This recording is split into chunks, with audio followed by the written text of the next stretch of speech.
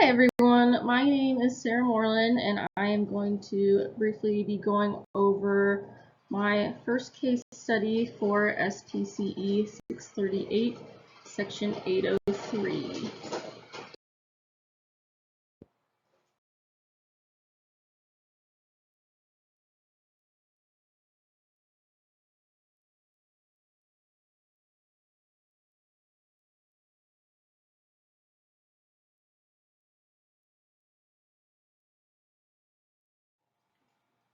Okay, so the client I will be speaking with you about today, his name is Aaron. He's 11 years old, male. He has an autism spectrum disorder diagnosis, and the behavior of concern that I'll be talking about today is hand biting. And that's pretty much any instance where both top and bottom rows of teeth are making contact with his hand in any form, enough so to leave a visible mark.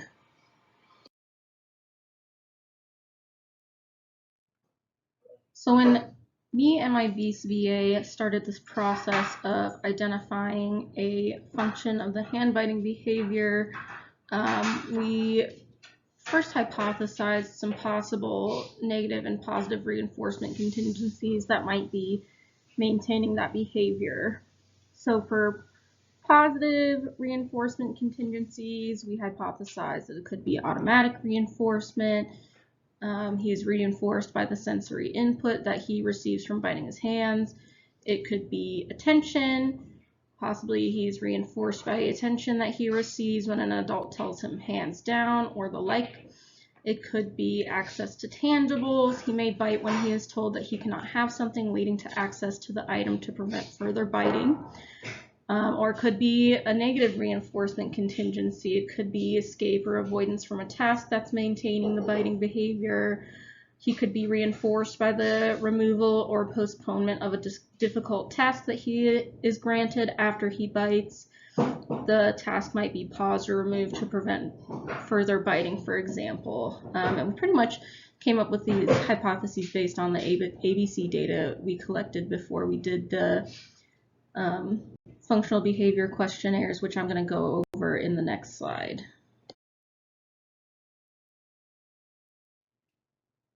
So we chose to do two questionnaires. We chose to do a functional assessment screening tool, which is the FAST for short, and the questions about behavioral function, the QABF for short.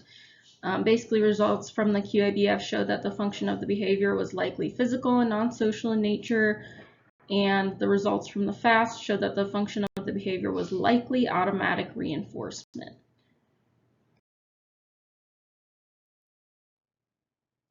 So to address this behavior, we implemented a differential reinforcement of other behavior procedure.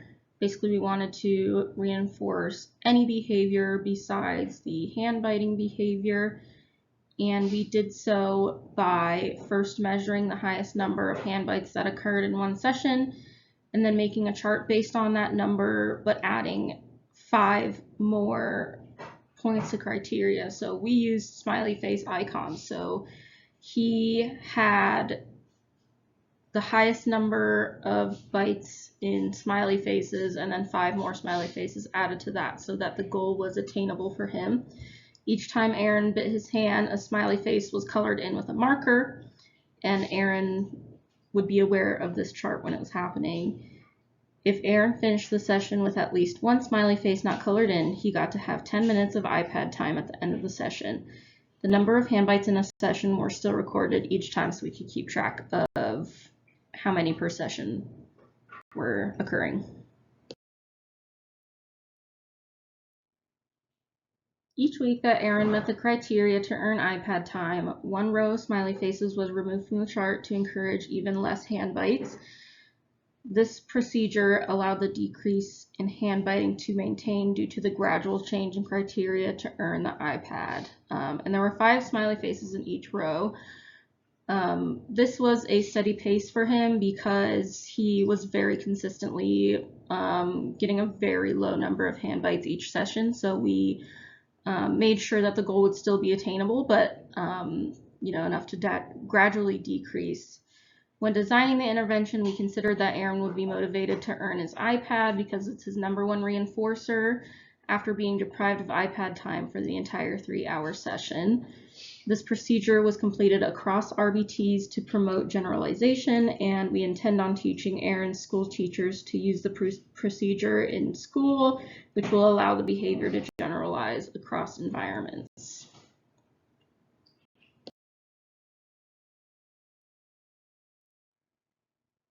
The current outcome of this intervention is that Aaron's hand biting has gradually decreased to near 0 instances of hand biting per session, and there is a noticeable downward trend in the frequency of hand bites. I inserted a graph there, and we'll take a closer look at that on the next slide as well. So here we have the frequency of hand bites. Those are those black squares there that you see. That gray line is the trend line. That red line is just the goal that we have set. As you can see, it will decrease pretty soon. And we have a phase change line for where we introduced our intervention. It's pretty cool to see. You can also see that there's some outliers after we started the intervention, which I'll go over more later. But you can see for one of those, we noted that he had just been sick, which may have influenced the sharp increase in hand bites.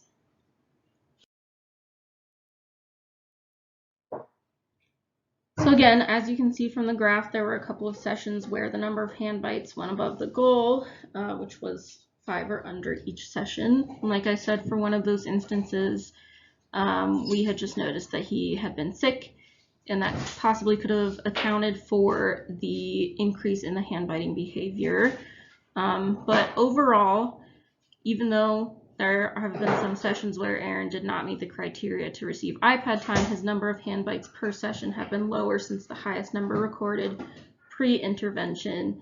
And as you could see on that chart, there was a nice downward trend, and they have just been steadily getting lower each time. And we're going to lower that criteria to 4 pretty soon and see if we can continue to maintain the behavior.